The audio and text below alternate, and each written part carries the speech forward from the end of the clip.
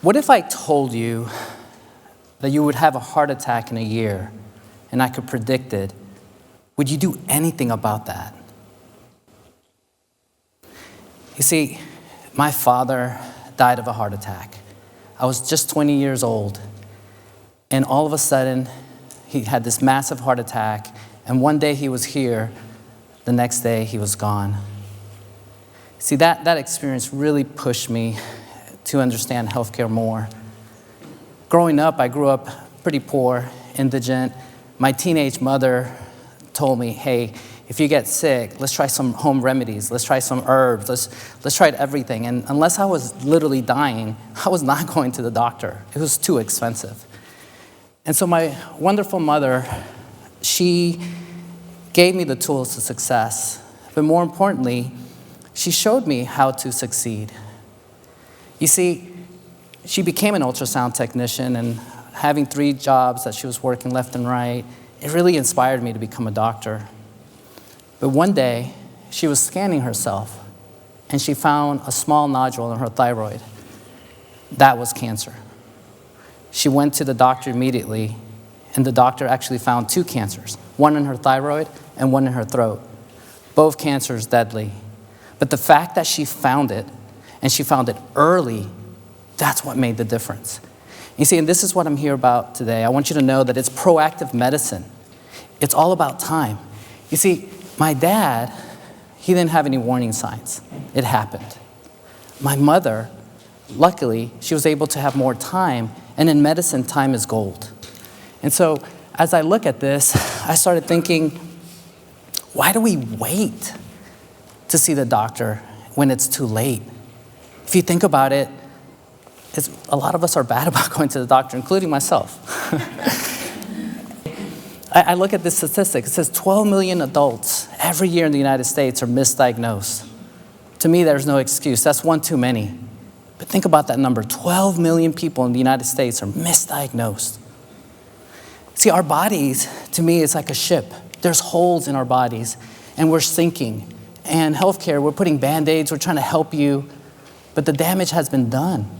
We need to reinforce that ship. We need a lighthouse. Think of it as a light to show that ship where to go, warn us where dangers are coming. And so I started looking at Mark. It's a patient of mine. I'm changing all the names because of HIPAA reasons. And Mark, 45-year-old, and came in with nausea, fatigue, and by the time I diagnosed him, he ended up having end-stage diabetes. Basically, his pancreas was shot, his kidneys were shot. There was nothing I could do for him other than put him on insulin, and he was on his deathbed. And I thought, man, what if I could just rewind time? What if I could get to Mark before he had diabetes?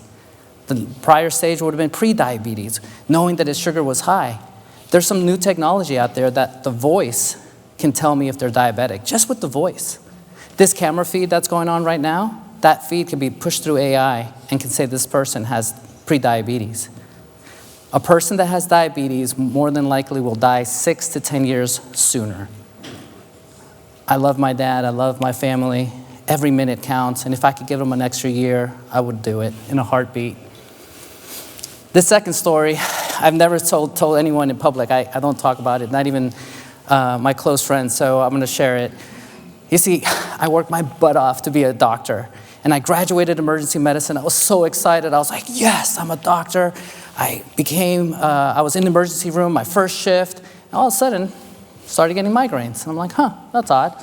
So I went to the doctor, as much as I don't like going to doctors, and the doctors did x-rays, CAT scans, MRIs, did this painful lumbar puncture on my back, really painful. They couldn't figure out what was wrong with me. They were like, Harvey, here's your pill, you'll be fine. Next time you get a headache, just take this pill. So I said, all right, took the pill. I was getting a little migraine. 30 minutes later, I told my wife, call 911, have the ambulance here immediately. By the time the ambulance got there, they checked my sugar dropped down to 20, and I had just had dinner too. And then all of a sudden, the paramedic came in and I said, please put a tube down my throat. I'm about to die in front of you. I blanked out. I was in the emergency room. The doctors all knew me. They're like, Harvey, what's up? And they're like, what's your date of birth? That's usually the first thing to verify your identification. And I couldn't say anything. In fact, my whole left side was paralyzed. And then when I was talking to the doctor, all I could say was 1, 1, 1. Scared the crap out of me. And so fast forward, I was in the ICU for a whole 7 days. I was now a doctor that I could hear everything, but I couldn't say anything, and I couldn't really move. So fast forward, I came out of it. A week later, I was in and out of consciousness, and I spoke like a stroke patient. And then I knew back then that I didn't have AI, so me being a doctor, I'm like, I got to figure out what the heck happened to me. It ended up being an adverse drug reaction that caused my brain to have a vasospasm that caused me to have a stroke-like appearance. And so my point is here, I wish I had AI. I wish I had something to help me understand. I would have those monitors to tell me, hey, red flag, something's about to happen. And so when I look forward, I love this smartwatch. See, this morning I turned it on and it said, hey, you slept pretty good. Your energy's good. My stress is high, and I want to blame you guys for that one because I'm freaking out up here. But in all seriousness, I started thinking, man, we've come a long way. I actually ordered this. This is a thermometer because I remember back in the day, this was what we would use, right? You get sick, and you put this in, and you're like, oh, you got a fever. But now this technology is getting to the point where my watch is telling me that my temperature is going up before it even goes up. And I thought, man, this is the new way of delivering healthcare. In fact, AI risk can tell me this is going on to the point where it's giving me days to years before a bad event happens. And I started thinking, oh my gosh, well, if AI can help me, what else could I do? This could be like the superpower for my doctor. This could like really change the world. Then I started thinking, well, what if I went to the Grand Canyon? I'm sure there's some hikers out there. And we go to the Grand Canyon, guess what? For the kids, no internet, no Wi-Fi. And I know my kids hate that. But what if your best friend, unfortunately, passes out and assume you're not a doctor? What do? Well, if you have an AI-powered glasses, and these are generic, these aren't it, then guess what? My friend that just passed out, I put this on, and then it's actually looking at my friend and telling me what I should do. And it's telling me, hey, this person needs some basic life support. But I don't know it. So guess what? The glasses are telling me, and I can see it. Or if I don't have these, again, there's no internet or Wi-Fi, guys, then my phone, I could put it on the patient, and it can help me walk through CPR, where to put my hands, how fast do I go, what rhythm should I be. It's all on the phone. It's all on the iPhone. Not the iPhone, just a smartphone device, because the AI is on it. And I thought, man, what a way of saving lives. But then I thought, let's rewind. What if I could tell my buddy that the watch is talking to them? And if my buddy notices that, hey, his heart rate's going up, hey, buddy, we need to take a break on this hike because your heart rate's going up. Or better yet, it's catching that you're dehydrated. You haven't had any water today. These are the things that I'm thinking, man, this could be proactive. Let's do this. Now, this is my favorite slide, by the way. What happens when the AI listens, but your symptoms, before your symptoms speak? And what does that mean? See, I had this patient named Maria. See, Maria had gone to see her doctor. She's a normal school teacher, mother, has 2 kids, went to the doctor, did a normal screening exam. At that time, she needed to get a mammography, which is to check for breast cancer. So they did the scan. She went home. They said, yeah, your mammography looks great. She's like, great, no breast cancer. That hospital actually ended up having what's called a second opinion AI for the mammography, and they actually called her back and said, wait a second, the AI is catching something in your mammography. And I thought, wow. And so she came back, she had a biopsy, and guess what? She did have breast cancer. It was early. But the fact that they caught it early, she is fine today. And then I thought, how many more Marias are out there that don't know about this technology? We need to take care of people. And so then I started thinking of my patient, James, which is kind of ironic because before I took stage just now, one of my buddies that is a doctor called me with the same thing that James had, which I'll tell you what happened. James is a 35-year-old runner, and all of a sudden, he would feel these palpitations. He was like, that's just coffee, no big deal. Well, he put on a smartwatch, and the smartwatch says, looks like you're having early signs of these funny rhythms called AFib. He went to his doctor, they did an EKG, and he actually had AFib. Well, here's the kicker. A cardiologist told James, had he not been caught early, he had a 33% chance of having a stroke in the next 5 years. Think about that. That stroke could have left him paralyzed, could have killed him. But the fact that the watch, the smartwatch, told him he had AFib literally saved his life. And so now when I think of James, he's running to that finish line, but he's running away from strokes. The other example, well, I'll tell you about my friend. I won't say his name, but he called me just now, and he's like, Harvey, my heart was 160. My watch told me it was high, but I didn't have any symptoms. And he's a doctor. He's an anesthesiologist, so they put him on there, and he was having runs of SVTs. And so then they shocked him. He's seen a cardiologist as we speak, and I thought, man, this watch, not this one particular, but a watch, smartwatch, is saving lives. I thought, man, this is so ironic. Like, here I am about to take stage, and I'm telling the same story. So now this single mom, Jenna, she's a diabetic. She goes to the emergency room every month because Jenna's like my mom. She's working. She's not taking care of herself. She's taking care of everybody else. So she takes very little care of her health. And as a result, her sugars are high. She doesn't know what to eat. She doesn't sleep. But now her clinic said, you need to put what's called a continuous glucose monitor. All it is this little dime figure that goes on your arm. But it tells her how her sugars are doing. So if she slept, if she didn't, if she eats certain foods. But then she paired that with AI. And now the two are working together to tell her, hey, Jenna, don't eat that food. Hey, that food you just had, it's not the best. You may want to have some more water. You may want to start walking so that it doesn't go high. And guess what? She's not going to the emergency room as often, and her health has improved. And I thought, this is the medicine we need to practice. We need to get away from this reactive medicine and do more of proactive medicine. Believe it or not, if we use AI, we're decreasing emergency visits by 30%. And what does that mean?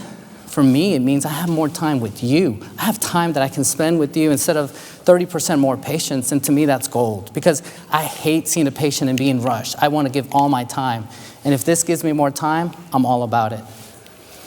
Now, I have a friend of mine, his name is Juan, and I love him to death. And I love this phrase, small steps equals big changes. And what does that mean? See, my friend Juan, I'm going to take away healthcare for a second, and college student, he had no idea how to speak English. He literally had a dictionary in one hand and his MBA book on the other. And word by word, he learned how to pass his MBA class. He graduated first in his class. Big picture, he just took small steps to do something more. He couldn't get a job, so he ended up doing small changes to improve. I'm proud to say that my friend now works for a publicly traded company, and he's the head of all of Latin America. And he started with just small changes.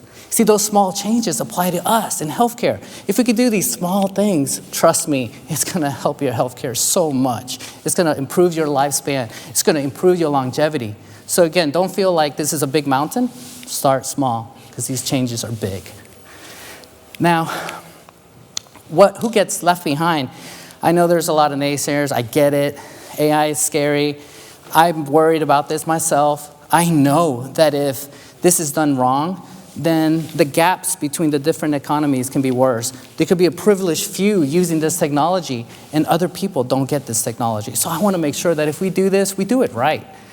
There's a study out there that says 15% of all the data that's used to train the AI only has the low-income population.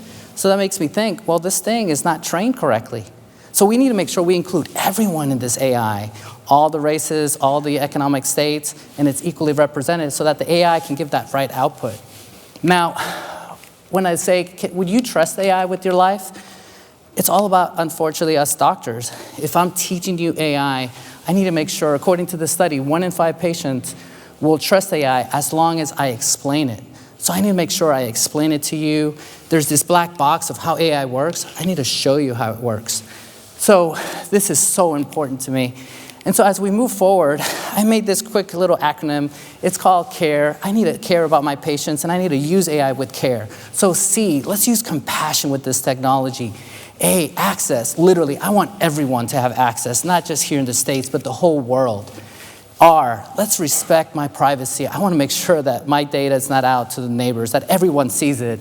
And then E, let's implement this correctly. And so, this quick story, I love my grandfather. My grandfather is turning 93 in about 3 weeks. Really blessed. Now, he taught me how to play chess. And so when I was just 5 years old, we've been playing chess for about 45 years, so you can figure out my age there-ish. And big picture, he's got this thing called macular degeneration, and all that means is that as he sees, he can only see small little bits. The rest is blacked out.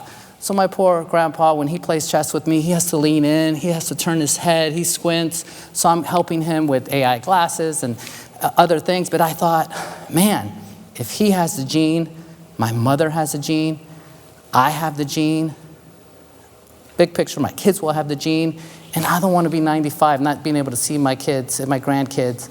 So I'm using proactive medicine. I have AI sending me an email every week of the latest technology, clinical trials that are out there. There's a trial out there that I can get a shot that'll prevent me from having macular degeneration. But the main thing is it's giving me hope for tomorrow, hope that I can do something with this technology. Now, big picture, patients, I want all of you guys, demand more from your healthcare. Demand that, hey, we need to use this. I don't want my loved ones passing away. Doctors, I know there's some resistance, but we need to start using these tools. I just showed you all these ways that we can use them. Finally, policymakers, we got to make sure we do this right, because if we get it wrong, too much is at stake. Are we ready to start? I really think this is a big movement. I really do. My heart and my goal is as follows. Let's stop the age of reactive medicine, and let's start the age of thriving with you. Thank you.